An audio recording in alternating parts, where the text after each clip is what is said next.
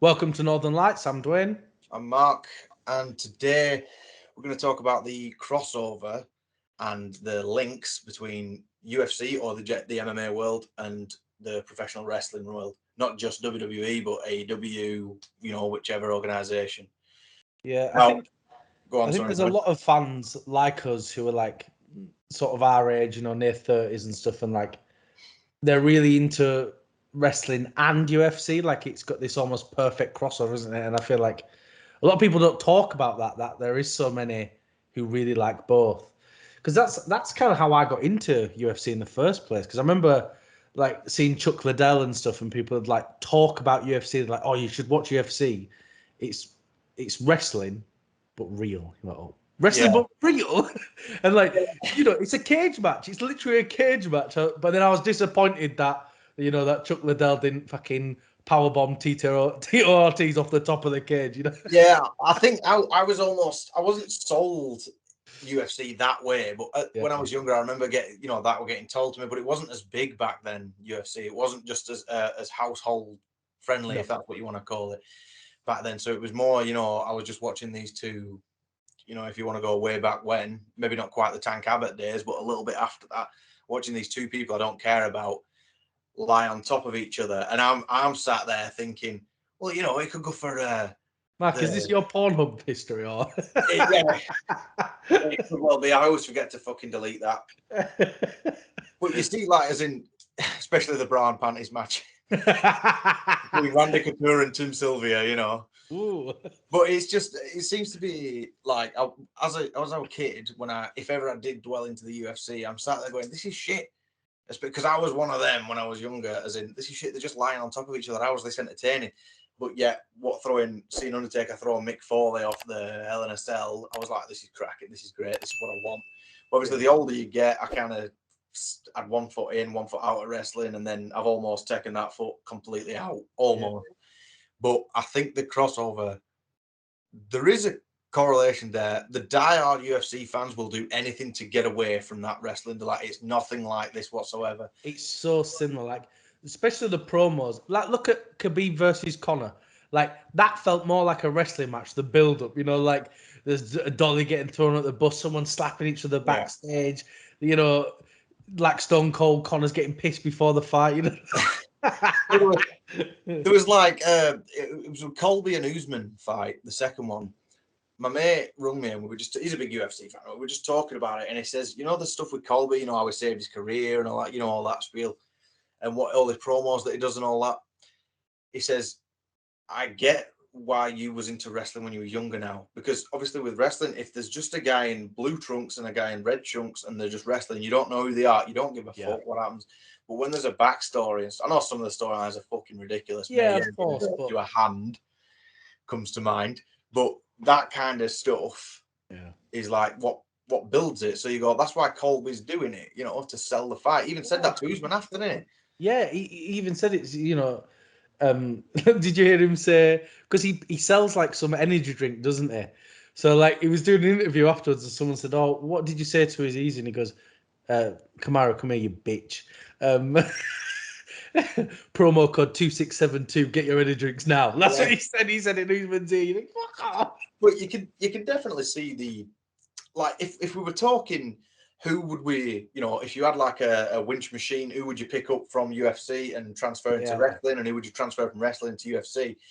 If from wrestling to UFC, if I could just pick, I'm not saying I know the backgrounds and all that kind of stuff, but just for the size and stature of the boy, I'd probably pick Keith Lee, throw him over into the UFC heavyweights. It reminds me a bit of Chris Barnett. Yeah, I can't see Keith Lee doing these dances coming down to the ring, but he might do. yeah, he could well He's surprise us all. fucking massive as well. That'd be Well, interesting. I wonder how we do, because that's the thing. I think a lot of people sort of forget how tough these sort of wrestlers are. Like to get like, have you seen like Samoa Joe like jump off of concrete stairs and he smashed all his spine and stuff, and then got up and carried on fighting? Like these wrestlers are tough. For the yeah, most you part. get the thing. I mean, obviously, the diehard UFC fans would look and they would instantly pluck CM Punk out of there, and they would say, well, he didn't do so well, and you go, well, Brock Lesnar did well. Dan Severn did well. Ken Shamrock had an all right career. You know what I mean? I know Ken Shamrock's. He's literally the gateway between both, isn't he? You know, he's a real wrestler and a real fighter. You know. Yeah, he was UFC first, then WWF, and then went back to UFC, didn't he? But who do you think you would pick from the wrestling world and throw them into the MMA world? I think I'd go Daniel Bryan or Bryan Danielson, whatever he goes by now, because I think he is a very technical wrestler, and I'm pretty sure he's got some MMA training. He's done a lot of it, and like I'd like to see him. Like, what's his ground game like? Is it real? Because it's like, look at William Regal. Like, I think William Regal's got that sort of real wrestling background as well. You know, he knows all the moves, he knows all the techniques. Like Dolph Ziggler, for example, like you'd never think he's tough. He was an all-American wrestler. He did really well there, you know, like state champion or whatever, and all these things. Like you forget a lot of these guys who are in WWE are trained in some sort of combat sport in some way. Yeah, I think because obviously it's whatever the build to do, you know, like you'll get these like legitimate tough people. You know, you've seen the YouTube videos like top 10 legitimate tough guys in WWE, blah blah blah, all that kind of stuff. And then you know the guy who's 5'5" might be billed to be the headliner. You know, they're billed as the main event, but you forget just how tough they all are. You know, like you see an interview like who's the stiffest worker, who's the toughest, and they say Sheamus or something. And Sheamus hasn't had a title for however long, like a main title, you know. No. So you're like, that's how serious they take it. But all right, yeah, Daniel Bryan or Bryan Daniel, whatever he's called, I mean that'd be interesting, I think, to see. Because you presume as well, because of his in-ring stature, you think, oh, it'd be good with kicks. But who knows? You know, you look at CM Punk. I know that example that I've just given. You think, oh, he'd be quite good at Muay Thai and stuff. But you know, that ended poor. That's the thing. It's difficult, isn't it? You know, because like CM Punk, you know, I don't really rate him as a wrestler. I know everyone sucks his dick, but I'm just like, I don't get it. I don't understand it. And like, you know, he didn't seem very athletic there. I was like, oh, okay. He came in. He looked like someone's dad. No, he didn't actually. He looked worse. He looked like an heroin addict. What, when it came to AEW? No, to UFC. Oh, UFC. Okay, all right. He didn't look athletic. He didn't look muscular. He didn't, you know, which doesn't mean everything, but he looked very well. You know, looked unprepared. He got battered. You know, he's no good. Yeah, it was the CM Punk thing. I remember watching that, and at the time, I was into the UFC, but I wasn't watching every event. I would watch them if I already knew the person. So for that one, I remember watching, because it was Mickey Gall, wasn't it? And it didn't go well for him. But there is that correlation there with CM Punk. But I mean, look, at the end of the day, he tried it. It wasn't any good. Yeah, that's in his late 30s. You know, and even Dana said, he's like, this guy, I love the guy to pieces, but, or it was either Dana or Joe Rogan where they said, I love the guy to pieces and stuff. He's a great guy, but he just can't do it. And especially at his aging self, it might be better just, sticking with the wrestling. Yeah. But, and I probably shouldn't shit on him so much because it is super brave. Like, I couldn't fucking do it. I'd walk in and get battered immediately, Yeah, I mean, so would I, man. Yeah. But, one of the flyweights could fold me like a fucking pretzel. What would you do the other way? Who would you have go for a UFC to WWE? It might be the most obvious answer ever, but I think I'd throw Colby there. His promos are so good. Yeah, he's fantastic, isn't it? And he loves Kurt Angle as well. So I think he'd be a perfect sort of Kurt Angle. I'm on All American. Because Kurt Angle's the good guy, but we all hate him because he's the heel as well. So he'd played that sort of role perfect, I think, Colby. I think he's even spoke about potentially going there when he's winding down in his combat career. Do you know what he said about AEW? They said, "Oh, would you go to AEW?" And he said, "I won't go to a second-class promotion like that." Yeah. I mean, I'd love to see Colby there because I feel like he can do the promotions, and obviously he'd be a great worker as well. Who would you have him fight against his first fight? Oh Jesus, you put me on the spot now, Dwayne. Yeah. I don't know, because I feel like it'd have to be quite strong going in, because you wouldn't have someone come in and lose the first match and all that. You'd also need a big fight as well, wouldn't you? You'd need a big match. Big match. A good sort of way. UFC fans would despise this, but a good sort of way that you could do it is if you had Masvidal come over or something into the wrestling world. He's already 1 foot in with AEW. This second class. He's one knee in, maybe. Well, yeah.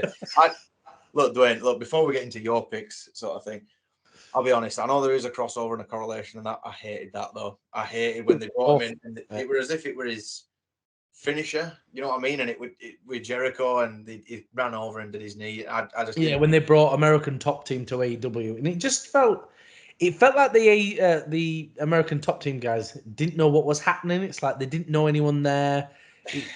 There was no promotion around doing it. This for 15 minutes straight. It looked bad, didn't it? It didn't look good.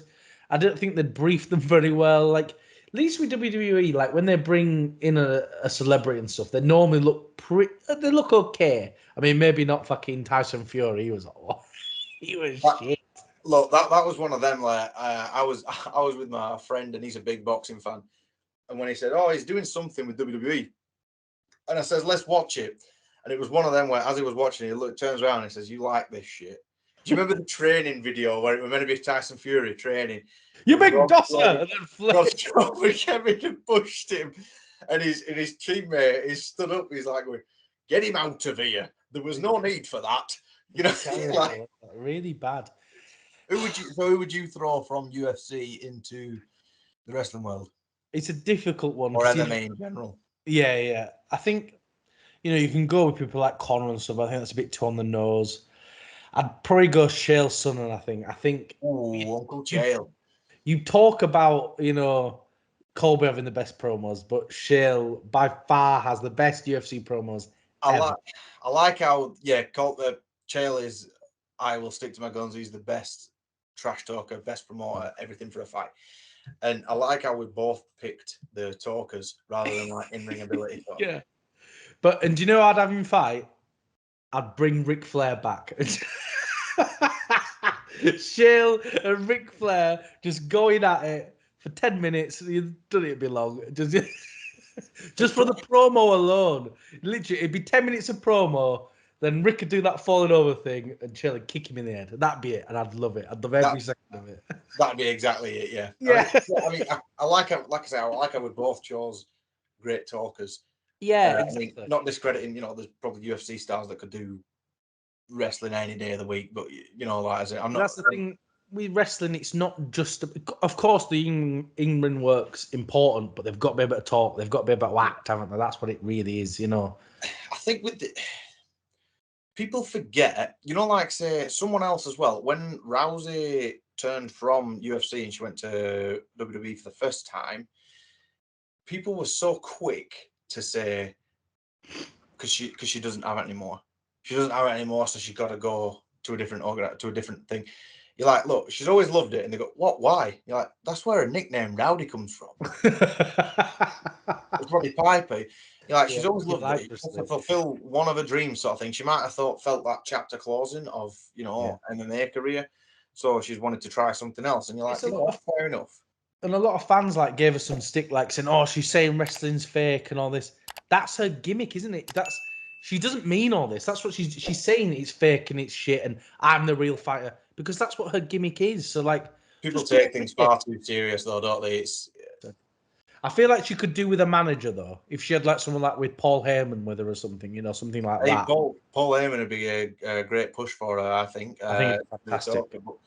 Yeah, I think that correlation, but like we touched on earlier, there's people like Dan Severn, Ken Shamrock, that's going way back. It's not a new thing.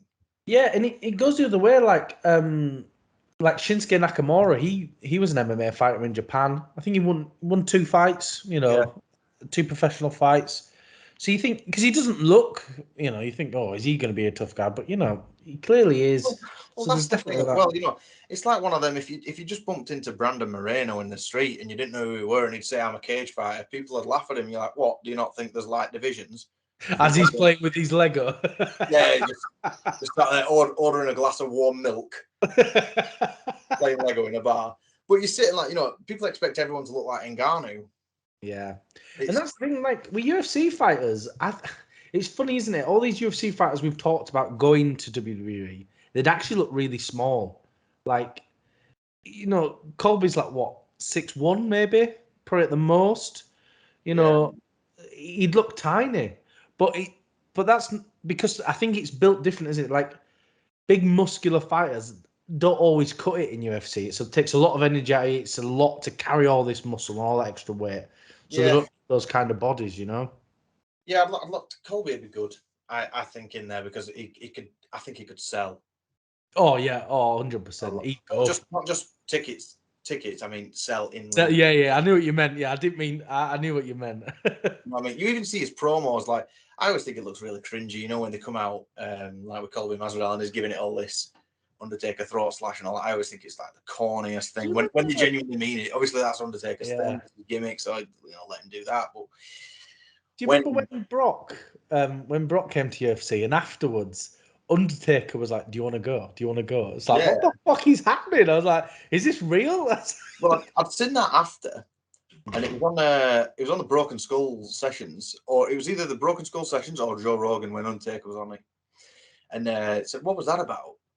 And he says, "Oh, business. I'm trying to sort a fight." And I think it was Rogan that says, "What, like a real fight?" And he said, "Fuck no." And he said because I can't believe that. He was in a different company, but he went to go and settle it, and then quite a few years later they got the wish. Yeah. But again, Brock's a great example because people discredit him because look, I watched that interview today with that Pat McAfee. Is that how you say it? Yeah, and Pat McAfee. Pat McAfee, yeah. We're not Americans, are we? So we don't know who he is. Yeah. But I've seen even he asked Brock. He says a lot of people discredit you because the record that he had, the amateur wrestling, 106 wins to 5 losses, that kind of stuff, and his credentials through that. But they discredited him because of them 2 years that he had in WWE. And you got, well, you look at who he faced. Yeah, I mean, he lost to Mia, then he beat Heath Herring and he got a title shot straight away. But you look at the other people that have been put on a pedestal since. Yeah, of course it happens. So you're like, and look, he actually proved that he could do it all and stuff. I mean, he might not have had the best stand up or whatever, but that's it. You can't be the best at absolutely everything. But I mean, I guarantee if he wanted to take anyone down in the heavyweight division and he got a good double leg in there, he'd be able to do it. Yeah, look at him and Mark. That's a fight I still wish we got to see. Is DC versus Brock. Like that was so wrestling when Brock came in his cowboy boots and he suit and pushed DC. I was like, and DC was pumped for it. You could tell he was excited for it. That felt super WWE. I was gutted at that, but I mean, because that was one of them where you think, oh, it's going to happen at the time, and then straight after, the buzz kind of dies down. Yeah. Brock came back for Mark Hunt, and then he goes back to to WWE. I think we're past the point of a Brock Lesnar UFC return, personally. Oh, 100%. I think WWE just paying too much money now. Like they just pay too much money. No. He don't need to do all that stuff. He can, and he's having a great time in wrestling as well. He's really enjoying it. Yeah, he says he's enjoying it. He's 44 as well, so he's a bit.